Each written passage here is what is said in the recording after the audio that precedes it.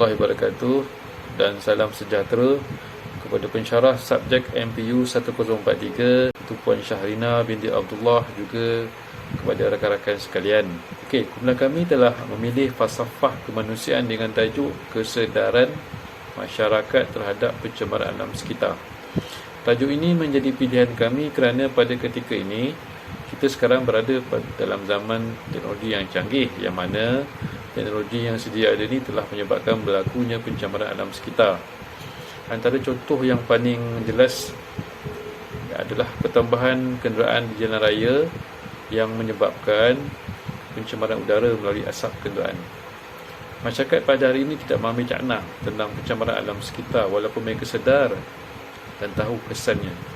Jadinya untuk mengulas isu ini, kumpulan kami akan menerangkan objektif kajian, persoalan kajian dan penyataan masalah tentang pencemaran alam sekitar. Di samping itu, maklumat tentang jenis-jenis, faktor-faktor, kesan dan langkah mengatasi pencemaran alam sekitar akan terus dibentangkan oleh ahli kumpulan kami. Untuk makluman semua, hasil kajian yang kami peroleh ini adalah berdasarkan survey yang dibuat melalui Google Form dan juga tinjauan temu bual. Untuk ulasan seterusnya, saya serahkan kepada ahli kumpulan. Assalamualaikum warahmatullahi wabarakatuh. Berdasarkan pembukaan yang telah diterangkan oleh ketua kumpulan kami, saya Muhammad Arifinal Amilin bin Muhammad Azmi, nombor metrik 283237, akan menerangkan berkaitan pengenalan serta objektif kajian yang telah kami jalankan bersama berdasarkan kesedaran pencemaran alam sekitar. Pengenalan kesedaran pencemaran alam sekitar sudah menjadi pengetahuan umum bahawa persekitaran yang bersih boleh menjamin keselesaan dan kesejahteraan hidup penghuninya. Walau bagaimanapun, keadaan persekitaran yang bersih adalah di mana alam sekitar itu bebas daripada sebarang bentuk pencemaran yang memerlukan usaha pemeliharaan berterusan dilakukan. Walaupun pelbagai usaha telah dan sedang dilaksanakan, namun alam sekitar di Malaysia masih menghadapi masalah yang semakin serius.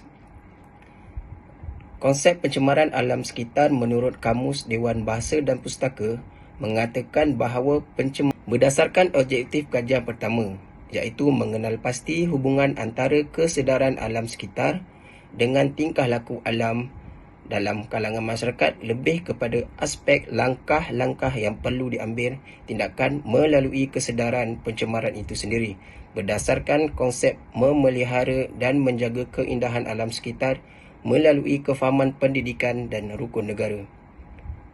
Objektif kedua adalah mengenal pasti tahap pengetahuan dan kefahaman alam sekitar dengan tingkah laku mesra alam dalam kalangan masyarakat. Ini akan menjadi tanda aras bagi masyarakat yang mempunyai tahap kesedaran yang tinggi melalui mengenal pasti jenis-jenis pencemaran yang berlaku di negara Malaysia. Selain itu, objektif kajian ini merangkumi aspek berasaskan faktor-faktor serta kesan-kesan daripada pencemaran alam sekitar itu terhadap penghuninya, terutama bagi masyarakat negara Malaysia. Pencemaran adalah satu perbuatan yang mencemarkan atau mengotorkan alam sekitar dengan perbuatan mencemarkan kebersihan dan sekeliling melalui pembuangan sampah sarap. Pencemaran alam sekitar berlaku di mana-mana. Bukan di negara kita saja, malah juga dihadapi di negara membangun yang lain. Perubahan perlu bermula pada individu itu sendiri. Kita harus melatih diri kita mencintai alam sekitar. Kita perlu bersama-sama menyokong pihak berkuasa bagi memastikan kelestarian alam sekitar. Pendekatan yang diambil oleh pihak kerajaan di bawah rancangan Malaysia ke-9, di mana kerajaan memberi tumpuan kepada langkah-langkah pencegahan untuk menangani kesan-kesan alam sekitar. Peranan kita menjadi mata dan telinga kepada masyarakat dalam melaporkan sebarang kejadian pencemaran kepada pihak berkuasa. Pendidikan dan kesedaran terhadap pemeliharaan dan perlindungan alam sekitar sangat penting dalam memberi pengetahuan, kefahaman dan mengubah sikap manusia sendiri. Ia perlu dipupuk seawal mungkin kerana ia menjadi penentu ke arah amalan gaya hidup mesra alam. Maka, apakah masih ada jiwa-jiwa yang masih cinta, akal budi yang masih suci akan masa hadapan yang lebih bererti, buat bumi yang sedang merintih, serta langit yang kian sepi. Jenis-jenis pencemaran alam yang sering berlaku di Malaysia. Yang pertama adalah pencemaran udara. Pencemaran udara merupakan satu keadaan yang melibatkan pengenalan sebarang bahan kimia, jirim jarahan dan bahan biologi yang boleh memudaratkan kualiti udara. Selain itu, ketidakselesaan pada manusia dan organisma lain serta merosakkan alam sekitar apabila ia dibebaskan ke atmosfera. Terdapat dua perincian dalam pencemaran udara. Yang pertama adalah pencemaran udara primer. Adalah perubahan yang berlaku kepada air dari segi kandungan atau warna serta sifat-sifat kimia yang disebabkan oleh pelbagai bahan pencemar dalam pelbagai bentuk seperti pepejal, cecair dan gas. Ia merujuk kepada pencemaran jasad air tersebut. Misalnya tasik, sungai, lautan dan air bawah tanah. Kebiasaannya terjadi akibat perbuatan manusia itu sendiri. Seterusnya adalah pencemaran tanah. Pencemaran tanah adalah kehadiran xenobiotik, bahan kimia buatan manusia atau perubahan lain pada persekitaran tanah semula jadi. Ia biasanya disebabkan oleh aktiviti industri, bahan kimia pertanian dan pelupusan sisa tidak betul. Seterusnya adalah pencemaran sisa pepejal yang sering berlaku. Merupakan bahan-bahan buangan yang dibuang dari kawasan perumahan seperti sisa makanan, plastik, kertas dan bahan logam terpakai. Sisa buangan toksik pula seperti minyak masak atau enjin, lebihan racun rumpai atau serangga dan hampas organik. Sisa domestik terdiri daripada sisa pepejal dan sisa cecair. Bismillahirrahmanirrahim dulu lah, iaitu berkenaan dengan pembakaran terbuka.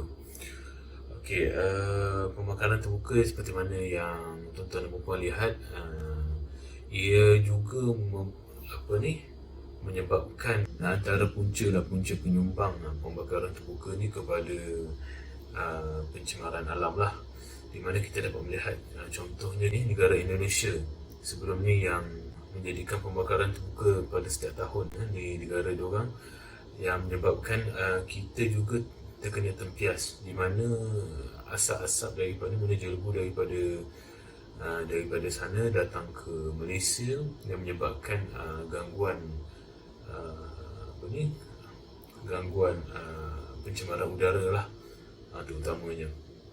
Okey, dan juga saya pergi kepada poin yang keempat, iaitu penggunaan sumber tenaga yang tidak boleh diperbarui lah. Sikit sumber tenaga ini pula adalah saya boleh bagi contoh ya, salah satu sumber tenaga yang tak boleh diperbaharui iaitu petroleum. So petroleum ni, apa kaitannya petroleum ni dengan pencemaran? So saya boleh kaitkan petroleum ni boleh mencemarkan udara dan juga air lah, seperti mana dia akan menghasilkan karbon dioksida lah, di mana karbon dioksida ini adalah menjadi sumber kepada pemanasan global. Selain itu, petroleum ni juga dia mengeluarkan sulfur dioksida, di mana sulfur dioksida ini menyebabkan hujan asid lah. Dia akan merosakkan tumbuhan-tumbuhan dan juga hidupan dalam air lah.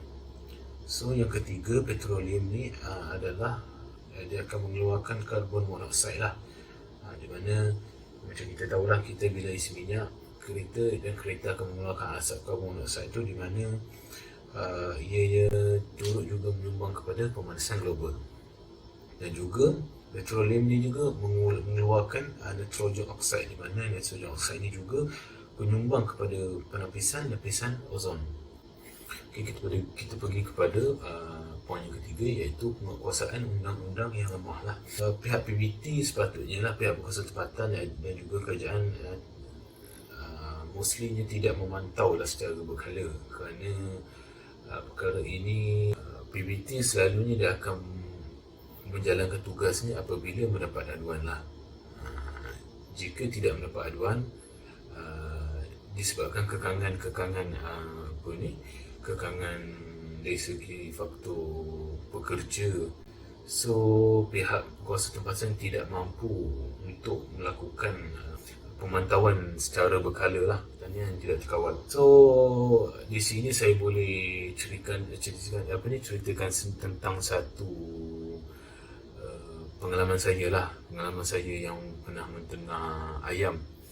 Selalunya peternak-peternak ayam ni akan dibela, diternak di atas habuk kayu, di mana habuk kayu tu setelah 3-4 minggu ayam tu akan duduk di atas habuk kayu tu. Habuk kayu tu akan bertukar kepada amonia.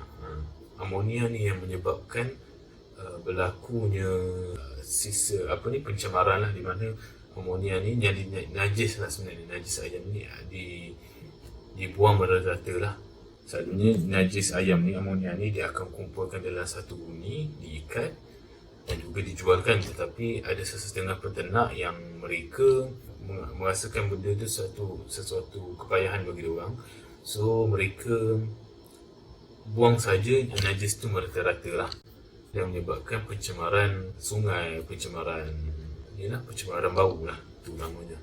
So yang terakhir iaitu sikap tidak bertanggungjawab individu dan organisasi lah, di mana kita dapat melihat satu kes lah daripada Majlis Pemandaran Kajang, di mana ada satu isu yang di suatu kawasan, pihak-pihak yang tidak bertanggungjawab mereka membuang sampah secara banyak di dalam satu kawasan yang besar, dalam berskala besar. Mereka membuang sampah dalam skala yang besar di sebuah kawasan yang besar. Kerajaan juga kurang inisiatif lah sebenarnya untuk memantau hal-hal jenayah berkaitan pencemaran lah. Dan juga kerajaan juga kurang fokus dan kurang bajet untuk mengadakan pelan pembangunan ekosistem yang baik. Dengan ini saya akan tunjukkan satu video berkenaan dengan isu pembuangan sampah haram di kawasan Kajang. Untuk perempuan seperti dapat kita tengok di bawah ya, ini adalah lokasi pada masa kini, iaitu pada hari Isnin ini yang terjadi. Kami di pihak Majlis Kajang telah membentuk lokasi ini bagi kerja-kerja perbaikan. Dengan itu kita menggesa kepada semua warga-warga sekiranya mempunyai maklumat berkaitan lori dan sebagainya, boleh terus menghubungi pihak PJJ untuk tindakan yang lebih keras kepada penyelenggara yang telah memusnahkan alam sekitar. Telah mengadakan tindakan tegas dengan menutup premis PJJ yang mengadakan kerja-kerja perbaikan di kawasan Blackwater yang telah bergembira dan sebagainya. So untuk awalan perempuan semula ban ataupun ban tanah bagi memastikan tidak ada air lagi keluar kawasan dan kalau tidak di kawasan ini akan dialihkan water stream bagi memastikan saluran asal ataupun saluran yang ada ni tidak terkesan dengan perbaikan ataupun ban tanah di kawasan ini.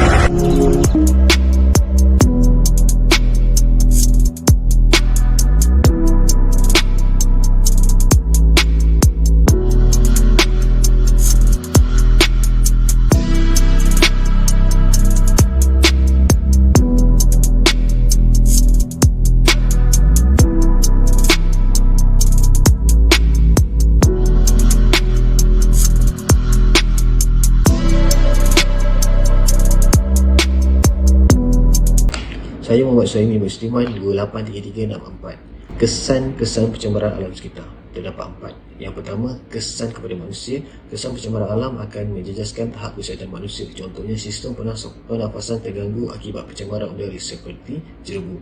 Selain itu, manusia dan haiwan yang terdedah sekiranya terminum air yang tercemar dengan bahan-bahan yang beracun. Yang kedua, kesan kepada alam sekitar. Pencemaran udara juga menyebabkan penyusutan lapisan ozon bumi. Alat penyumbu udara, penyaman udara dan juga peti sejuk juga menipiskan lapisan ozon.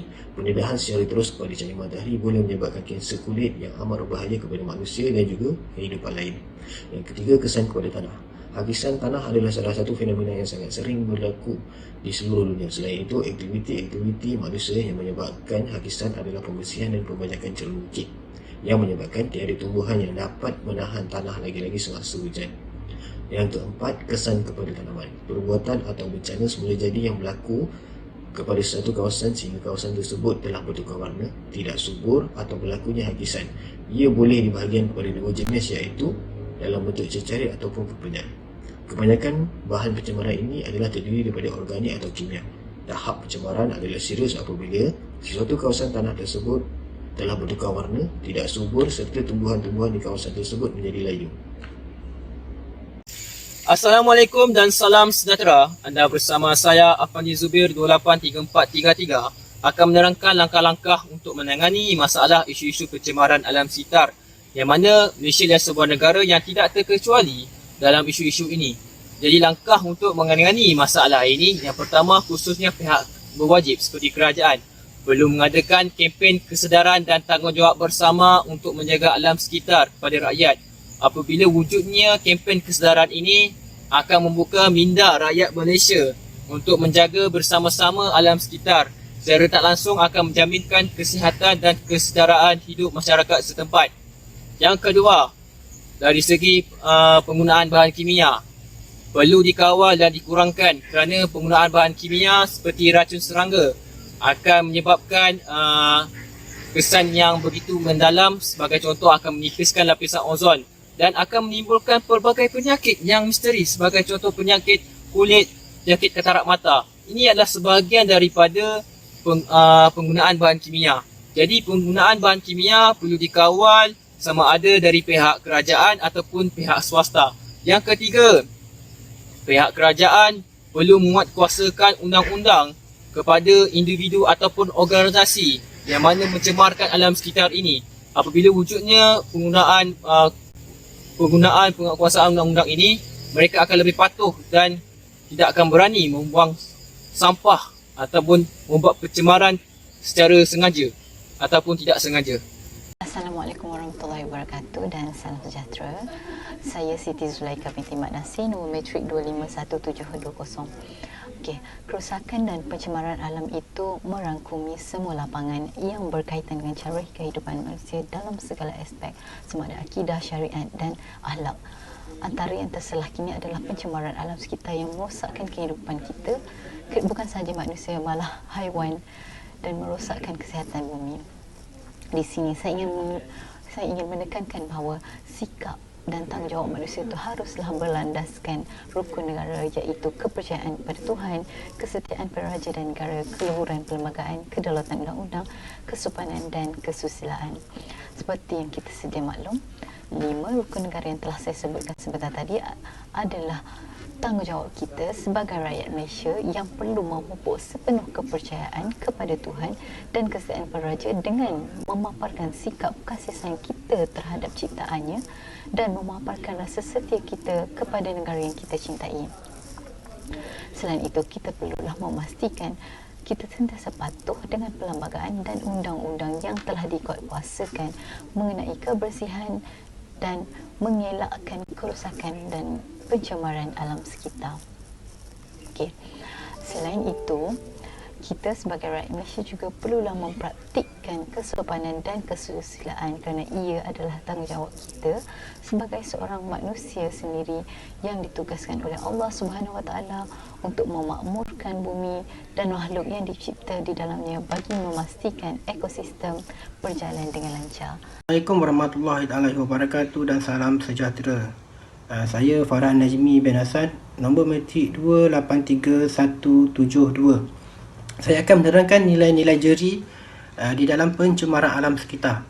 Seperti yang kita semua maklum, jeri adalah satu singkatan kepada jasmani, emosi, rohani dan juga intelek. Okay, jadi bagaimana cara kita untuk menerapkan aspek-aspek jasmani dalam kehidupan seharian maupun masyarakat sekeliling kita? Jadi kita perlulah mewujudkan aktiviti gotong royong sebagai aktiviti juadah mingguan bagi setiap keluarga. Mengadakan kempen-kempen atau projek riadah alam sekitar sebagai aktiviti wajib tahunan bagi setiap agensi-agensi kerajaan, swasta, malahan di peringkat sekolah. Pihak berkuasa tempatan juga perlu digalakkan kerap mengadakan pertandingan kebersihan. Sebagai contoh, pertandingan tandas terbersih, taman-taman perumahan dan juga kampung tercantik.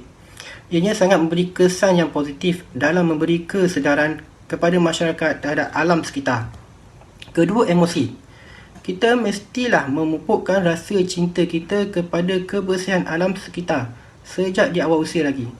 mendidik anak-anak dan masyarakat tentang pentingnya menjaga kebersihan alam sekitar pada diri mereka sendiri. Ketiga, rohani. Setiap manusia mempunyai asas didikan agama. Sebagai contoh, di dalam agama Islam sendiri, kebersihan merupakan satu aspek yang utama dan penting dalam menjalani kehidupan seharian. Sentiasa merendah diri dan menghormati makhluk ciptaan Allah, serta memohon dipelihara hati untuk menjaga alam kerana manusia dijadikan sebagai khalifah dan ciptaan paling sempurna. Manakala yang terakhir, intelek.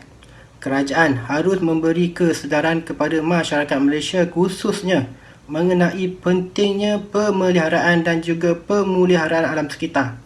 Institusi keluarga terutama ibu dan bapa haruslah menggalakkan generasi muda atau anak-anak untuk lebih mencintai alam sekitar. Institusi pendidikan juga perlu memberi pendedahan tentang ilmu alam sekitar. Pada masa kini, semua pihak mesti menggebeling tenaga untuk mengatasi isu ini.